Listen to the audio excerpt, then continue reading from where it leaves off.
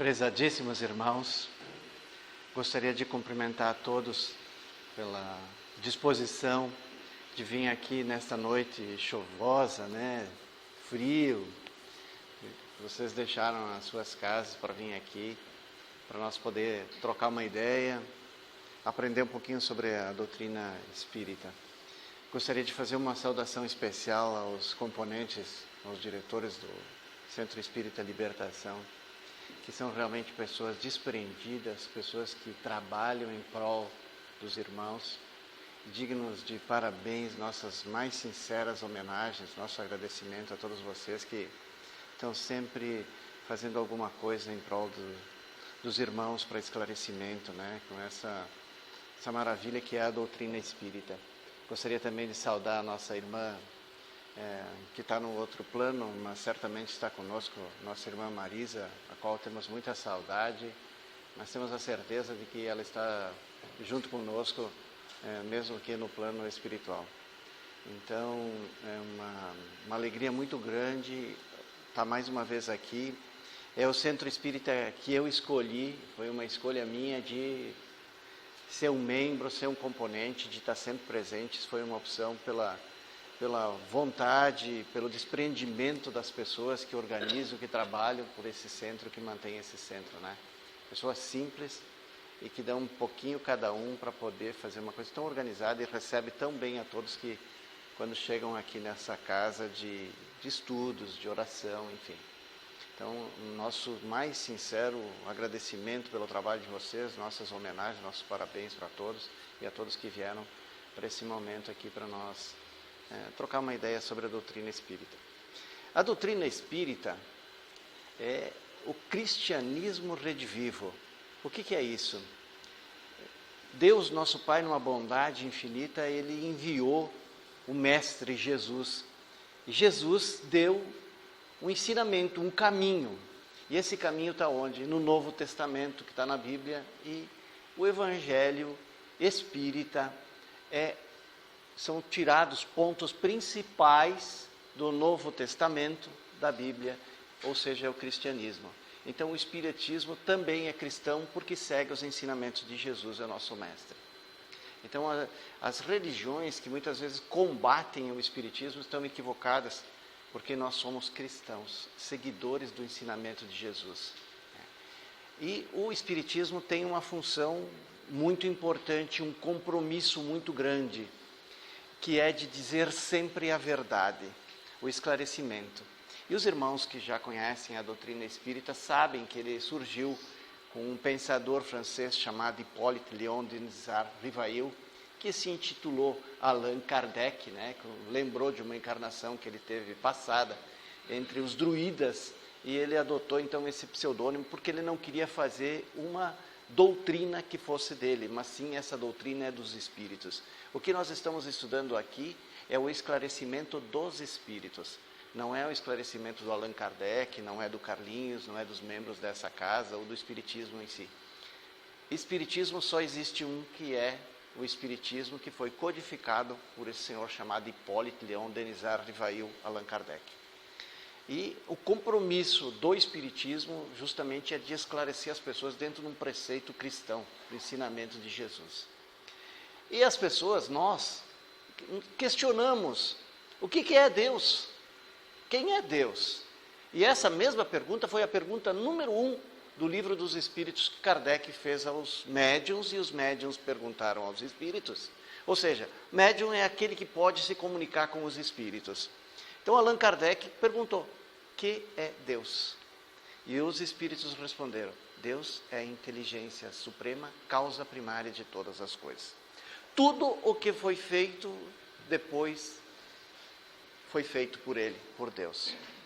Então assim, Kardec se preocupou na pergunta número 1, na primeira pergunta do Livro dos Espíritos, que é Deus? Ele não perguntou quem era Deus, ele perguntou o que é Deus? Que é Deus?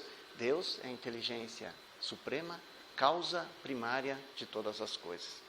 É muito difícil nós, na compreensão que a gente tem, saber compreender o que é Deus. Então esse pensador, o professor aqui, Grace Morris, professor de História por 40 anos e diretor do Museu de História Natural de Nova York, ele elaborou alguns pontos principais, demonstrando cientificamente a prova da existência de Deus. E nós vamos tentar fazer esse trabalho, passar para os irmãos esse estudo, que de uma maneira científica, para que nós possamos entender um pouquinho o que é esse mestre, esse Deus, esse nosso Criador. Então nós vamos ver as provas científicas desse nosso Pai maior, nosso Criador. Então, por que nós somos filhos de Deus? Porque Deus é a causa primária de todas as coisas. Então nós somos filhos de Deus. E o que nós somos, então? Se nós somos filhos do mesmo Pai, nós somos todos irmãos. Branco, preto, pobre, rico, inteligente, um pouquinho mais atrasado, todos nós somos irmãos. Né? Onde é que está escrito isso? Está na pergunta 115 do Livro dos Espíritos. Kardec perguntou para os médiuns e os espíritos responderam: por que uns nascem ricos, bons e outros maus? E aí os espíritos responderam: Deus fez todos simples e ignorantes. E deu provas para cada um, provações para cada um, para que eles pudessem alcançar o mais próximo da perfeição. Como se faz isso? A resposta está lá na pergunta 919 do Livro dos Espíritos. Qual é o método mais eficaz e rápido para que a gente possa evoluir? E a resposta dos Espíritos: o sábio da antiguidade já vos disse: conhece-te a ti próprio. Então a gente pode até enganar os outros, mas não pode enganar nós mesmos. O que a gente faz, como a gente é. Qual é o objetivo da nossa vida? Pergunta 540 do Livro dos Espíritos. Do átomo ao arcanjo. Nós não vamos ficar sempre nessa condição de ser humano. Do átomo ao arcanjo. O que quer dizer isso? Há um processo de evolução.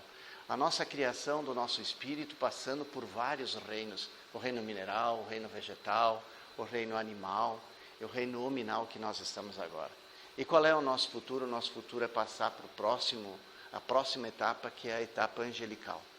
E assim por diante nós vamos se aproximar mais próximo possível de Deus, que é o Criador. E Jesus disse isso, que nós podemos fazer todas as coisas que Ele fazia, que dependia de nós, a nossa boa vontade, né? E o nosso interesse em fazer as coisas pelo bem dos nossos irmãos e por nós próprios. Então, um preceito importante lá que Jesus nos disse qual é o maior mandamento? Amar a Deus sobre todas as coisas e o próximo como a si mesmo. Como a si mesmo.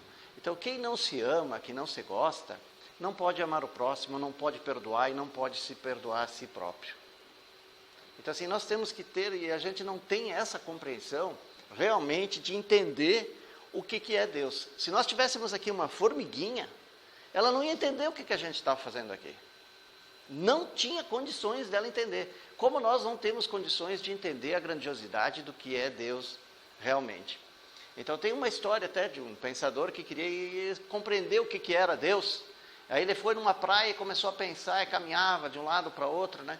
Aí ele viu um gurizinho que pegava um potezinho de água, vinha ali, fazia um buraquinho na areia e botava ali. Ia lá e voltava. Aí ele chegou e perguntou para o gurizinho: mas o que você está fazendo? Se eu vou colocar o mar aqui dentro. Mas, guri, tu não sabe que tu não pode colocar todo esse mar aqui dentro desse buraquinho? Se é mais fácil eu botar todo esse mar dentro desse buraquinho do que tu entender o que é Deus. Então veja como é complicado a gente saber Deus, né? E a melhor maneira que a gente tem para saber o que é Deus é saber que Ele é nosso Pai. E Ele está sempre disposto a nos estender a mão. Basta que a gente tenha boa vontade. Então assim, como é que a gente fala com Deus? Alguém sabe dizer como é que se fala com Deus? Como? Com a prece, através da oração. Não aquela prece repetida, uma infinidade de palavras, mas aquela prece que é feita de coração. Que a gente pede falando com o Pai, dizendo: olha, está acontecendo isso, o que está acontecendo? Por que está me acontecendo isso? Porque tudo disso vem uma lição para nós. Então assim, nós vamos tentar ver do lado científico, porque as pessoas querem saber, porque comprovar no modo empírico, para saber se Deus existe e como Ele existe. Então nós vamos ver esses pontos aqui que o Dr. Gracie Morris, o professor, disse, nos ensinou, para nós podermos discutir esses assuntos. Então, assim, por uma determinada lei lógica, nós podemos provar que nosso universo foi projetado e executado por uma inteligência engenheira. Então, assim, foi alguém muito inteligente que projetou o nosso planeta, a nossa existência. Se nós botarmos aqui no bolso 10 moedinhas de R$1, todas iguais, e numerar elas de 1, 2, 3 até 10, e nós botarmos a mão no bolso, para nós tirar uma moeda número 1, nós temos uma chance em 10. Uma chance em 10. Tenho 10 moedas, boto a mão, tem uma chance em 10 para tirar a moeda número 1. Para mim tirar a moeda 1, 2 e 3, eu tenho uma chance em 100. Para mim tirar na sequência de 1 a 10 essas moedas, eu tenho uma chance em 10 bilhões.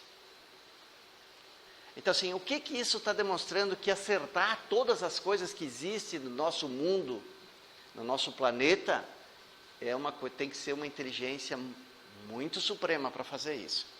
Tem uma certa fraternidade que diz assim que Deus é o grande arquiteto do universo, que pensou em tudo e que montou tudo isso. A velocidade da Terra, 1.600 km por hora. Nós vamos ver por quê. Movimento de rotação, que ela faz ao redor dela, e de translação, que é ao redor do Sol, é uma lei matemática de equilíbrio para sustentar a vida na Terra. Pois se a Terra se movimentasse a 160 km, veja, é 1.600. Se ela se movimentasse a 160 km por hora, o dia seria de 120 horas e as noites de 120 horas. Logo, o Sol de 120 horas queimaria toda a vida vegetal e ameaçaria a vida humana, que depois das 120 horas de sombra iriam encarregar-se de destruir pelo frio. Portanto, alguma coisa estabeleceu a lei de equilíbrio para que a Terra girasse com tal velocidade. Então não é por acaso que ela gira nessa velocidade.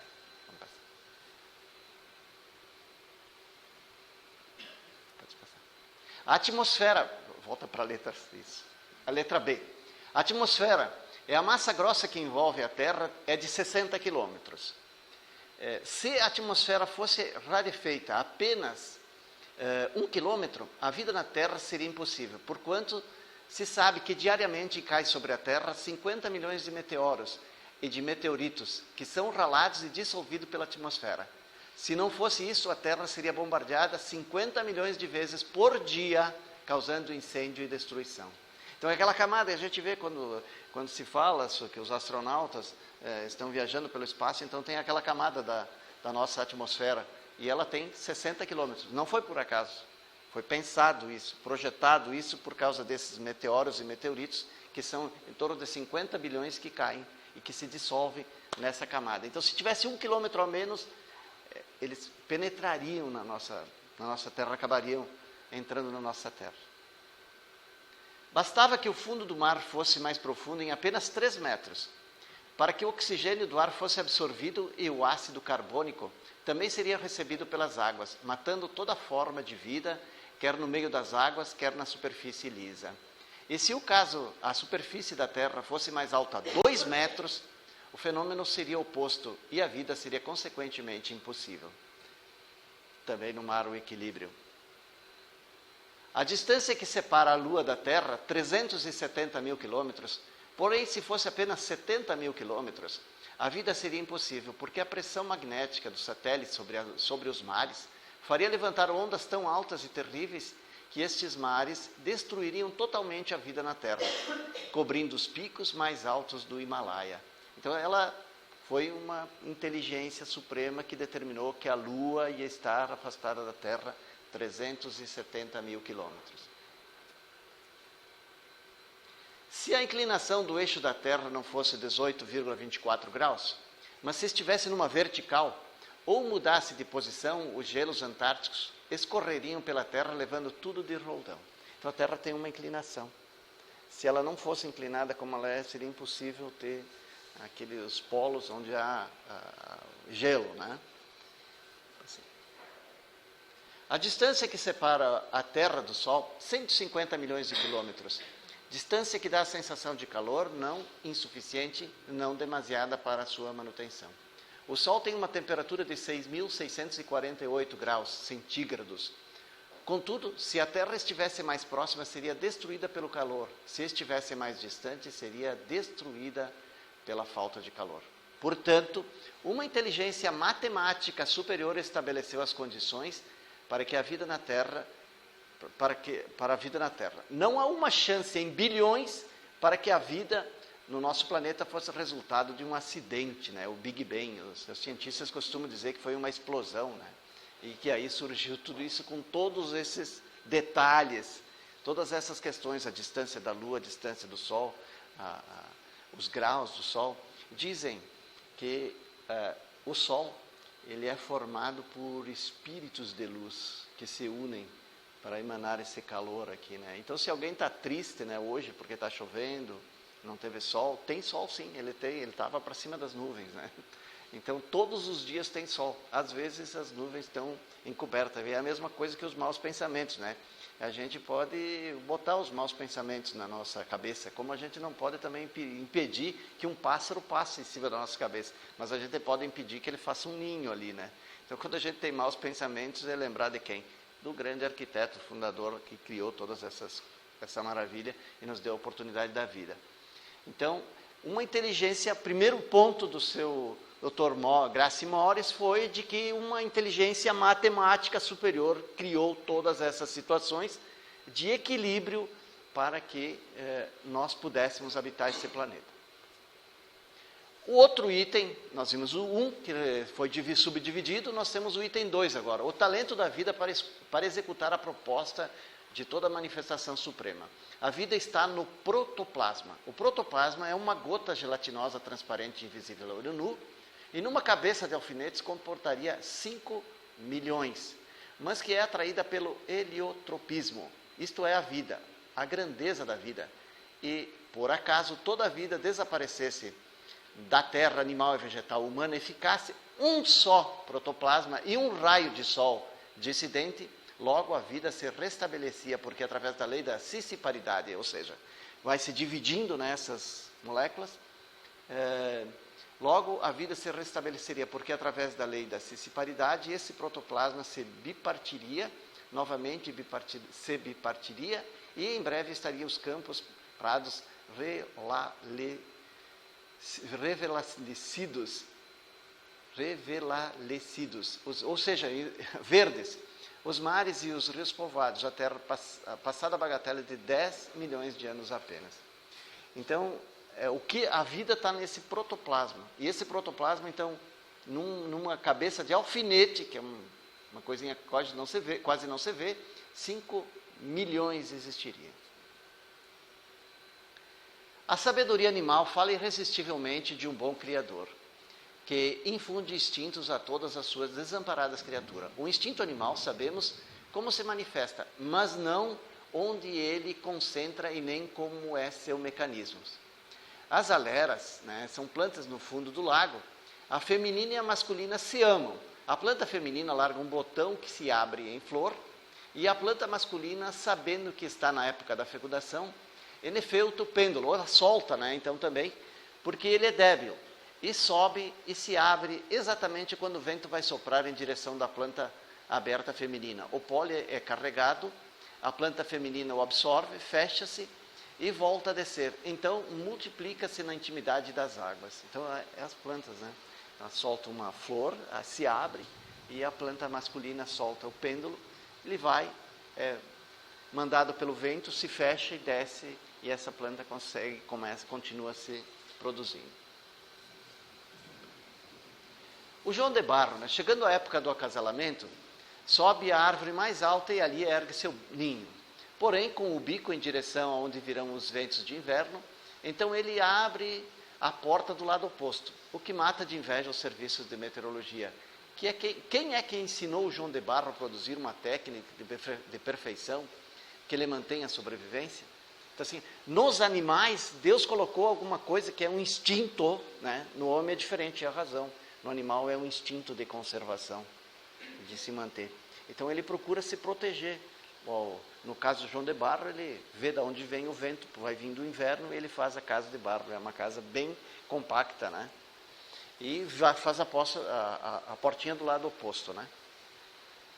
As enguias que são peixes em forma de serpente, que se reproduzem em águas frias e profundas. Quando vão procriar, nadam em direção às Bermudas. Ali elas procriam e morrem. Mas os seus filhos sabem de onde elas vieram e fazem a viagem de volta.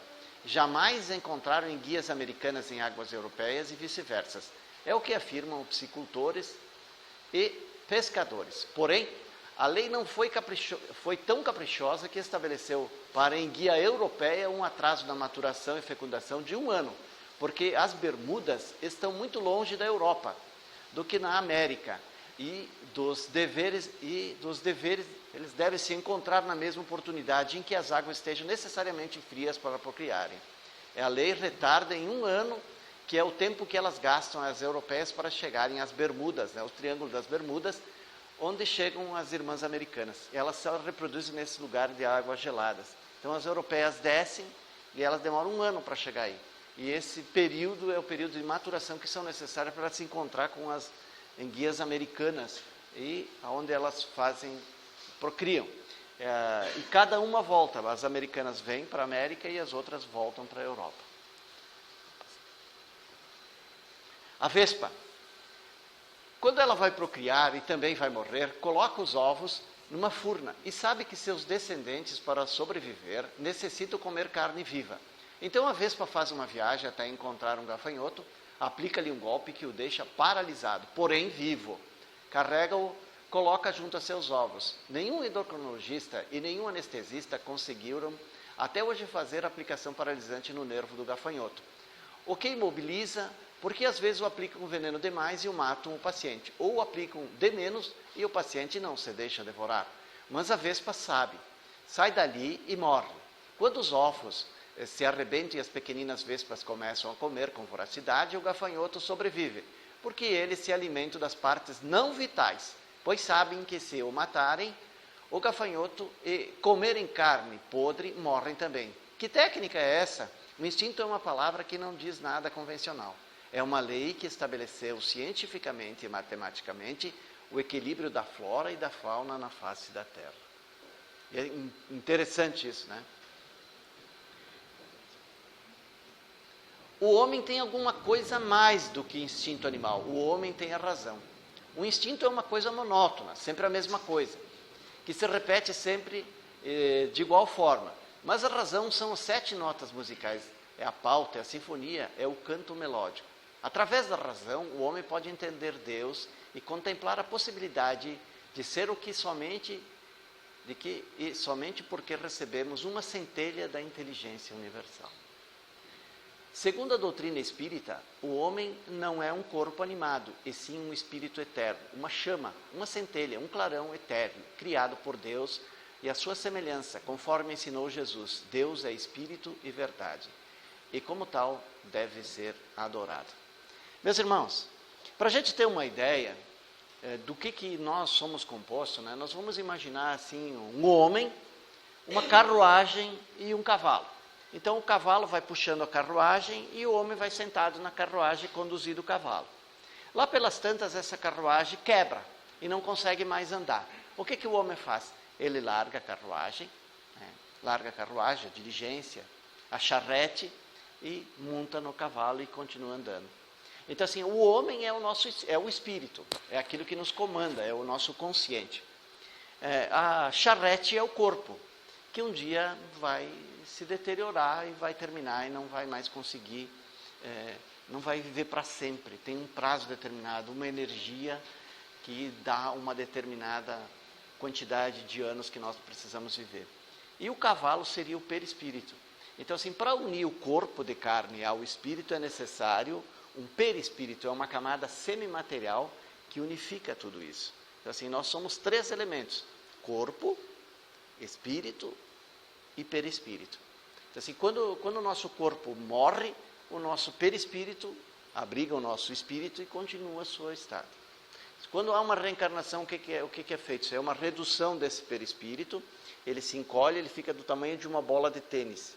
E aí quando a mãe está grávida, né, quando há concepção, quando o espermatozoide perfura o óvulo, e aí há concepção, o espírito ele vai ficar do lado, vai ficar próximo vai ficar próximo. E à medida que a criança vai desenvolvendo, ele vai chegando mais próximo, e no nascimento então se dá quando ele é acoplado definitivamente na carne, ou seja, no corpinho da criança. E aí esse corpo começa a crescer, juntamente o perispírito também vai desenvolvendo. Certo? Então a razão faz nosso poder de pensar, né? Nós temos uma centelha, embora a nossa inteligência seja limitadíssima, nós conseguimos, com o nosso raciocínio, saber que deve existir um ser superior que criou tudo isso. A provisão para toda a vida é revelada na fenomenal maravilha dos genes. Os genes habitam cada célula viva e é a chave de todos os caracteres humanos e vegetais. Se todos esses genes pudessem ser colocados em um único lugar, não encheria um dedal, que seria suficiente para armazenar toda a herança genética individual de bilhões de seres humanos. A evolução começa na célula, uma entidade minúscula que guarda a vida dos genes. Esse microscópio gene pode ditar absolutamente a regra da vida na Terra. É exemplo incontestável de profunda sutileza e providência que somente poderia encarnar de uma inteligência criativa. Nenhuma outra hipótese servirá. Então, meus irmãos, assim, esses genes, né, nós temos assim compatibilidade. Nos nossos genes, o homem tem 22, a mulher tem 22. Então, se nos testes de DNA são batidos esses genes para saber se a criança tem o número de quantidades dos genes da mãe e do pai. Então, nós, por exemplo, o nosso corpo, ele tem, o fermento tem uma quantidade 30%. Nós temos equivalente os nossos genes com o fermento, aquele do pão, 30%. E com o corpo do macaco e o nosso, 98% de equiparados genes, né? Então, assim, é muito grande. Então, o nosso produto, o nosso corpo, tem... tu pode até comprar a composição do nosso corpo vamos dizer assim, solta, né? em partes, numa farmácia. Assim, é possível essa matéria que compõe o nosso corpo ser comprada em farmácias de manipulação, né? Então, só para a gente ter uma ideia do que é isso. Pela economia da natureza, somos forçados a perceber que somente uma sabedoria infinita poderia ter previsto e preparado com tamanha previdência administrativa o equilíbrio que existe nas coisas. Por exemplo, na Austrália é um país onde tem muito vento, e eles não conseguiam fazer plantações. O que eles fizeram? Eles pegaram muda de árvores grande e plantaram, para que o vento batesse nessas árvores e eles conseguissem ter as plantações. Senão o vento era muito forte e destruía todas as plantações que eles faziam. Então eles plantaram árvores, assim, fizeram fileiras de árvores, para que segurasse esse vento. E essa árvore, ela cresceu tanto que ele não estava mais dando conta, estava tomando conta, no asfalto, estava crescendo por tudo que era lugar essas árvores aí. E isso causou um problema muito sério para eles. E aí tinha lança-chamas, tratores, e não conseguiu dominar mais, acabar com essas árvores. E aí o que eles se reuniram então e pensaram, olha, o que nós podemos fazer para resolver isso? Aí descobriram que tinha um bichinho, um besouro, que comia essas árvores, que matava essa proliferação, essas mudas dessa árvore. E aí, adivinha, encontraram onde? No Brasil, na Amazônia, encontraram esse besouro, né? Aí levaram esse besouro para lá. E esses besouros começaram a comer e se multiplicar, e disse, agora acabamos outro tipo de problema, os besouros vão invadir todas essas coisas aqui. E aí aconteceu uma coisa, que foi o equilíbrio, né? Então, assim, quando começou a diminuir a quantidade de árvores, de mudas, né, que os besouros estavam comendo, também começou a diminuir os besouros, daí houve um equilíbrio. Então é o equilíbrio da natureza. 750 mil famílias de insetos nós temos. Os insetos respiram através de tubos, porém os tubos não crescem, o que mantém o equilíbrio, porque eles morrem por falta de cubagem de ar. Mas isso não é um acaso, pois do contrário poderíamos encontrar pulgas e moscas do tamanho de um elefante, tornando insuportável a vida na Terra. Então, assim, ele cresce, né? Ele poderia crescer, mas ele tem uns tubos, onde ele respira, eles não crescem. Então, vem pouco ar, ele tem uma vida curta também, né?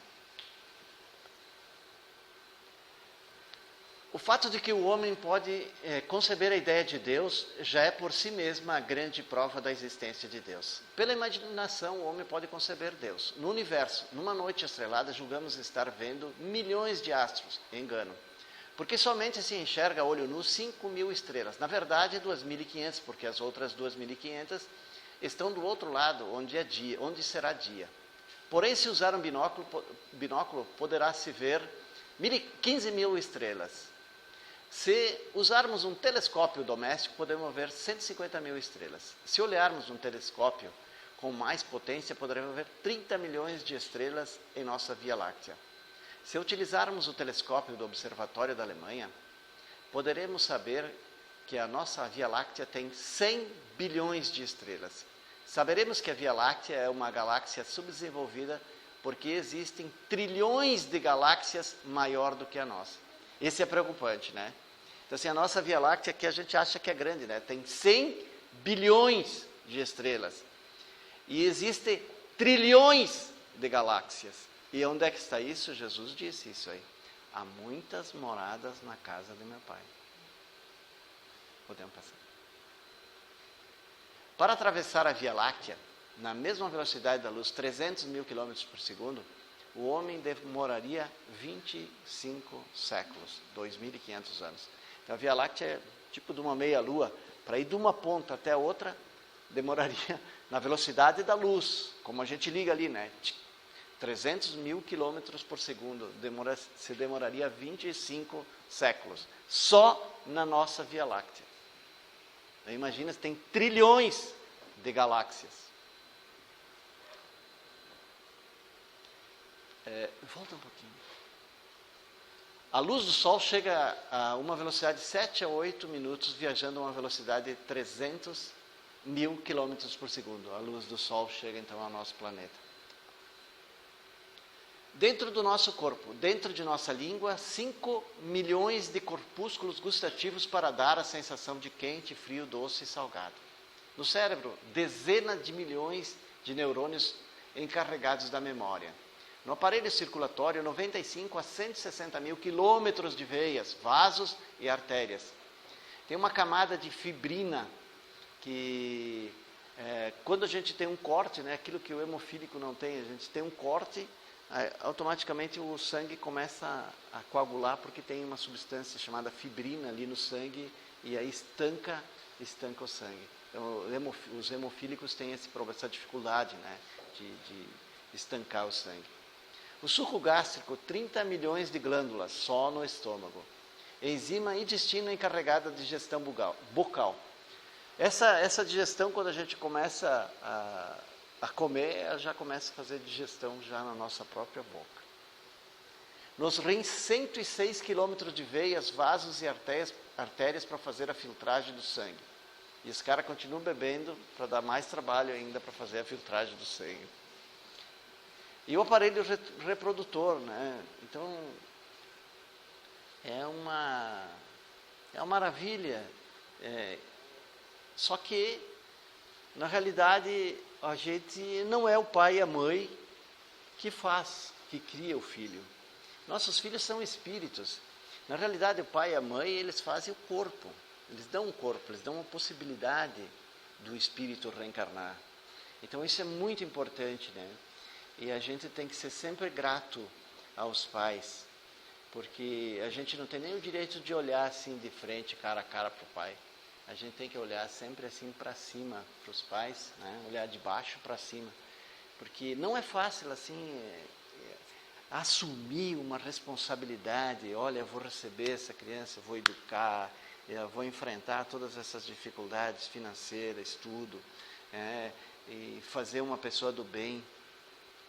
A responsabilidade é muito grande. Então a gente tem que agradecer sempre aos nossos pais pela oportunidade que eles nos deram. Do jeito que eles nos criaram, da maneira com que eles nos criaram, mesmo que não seja a mais correta, mais adequada, a gente tem que sempre, sempre, sempre agradecer aos pais, que não é fácil a gente assumir uma responsabilidade de receber um encargo tão importante, esse de receber um espírito, ser responsável por esse espírito, na condução, no esclarecimento desse espírito, né? Muitas vezes vêm espíritos comprometidos que estão fazendo essa oportunidade que eles têm, para eles é importantíssima essa oportunidade, né, para evoluir. Então assim, a gente tem que agradecer muito a oportunidade que os pais nos deram, nossos pais nos deram, né? Então, como nós já falamos no início, o que é Deus? Deus é a inteligência suprema, causa primária de todas as coisas. E a gente não deve muito se preocupar assim, como é que eu vou definir Deus, né? Mas definir Deus assim como nosso Pai. Deus está muito próximo de nós, né? Então essa parte que nós falamos aqui, esses pontos, esses 7 itens aí, são pontos científicos, que toda essa máquina que é o nosso planeta, né? Ele foi criado por não foi uma explosão simplesmente que criou tudo isso, né? Foi uma inteligência superior que criou tudo isso. Então assim, o carinho que Deus tem por nós, a vontade que Ele tem que a gente possa progredir é muito grande. Ele está sempre disposto assim, a nos estender a mão, nos amparar, né, nos ajudar. Meus irmãos, era esse o recado de hoje. Se alguém tiver alguma pergunta que gostaria de fazer, nós estamos às ordens.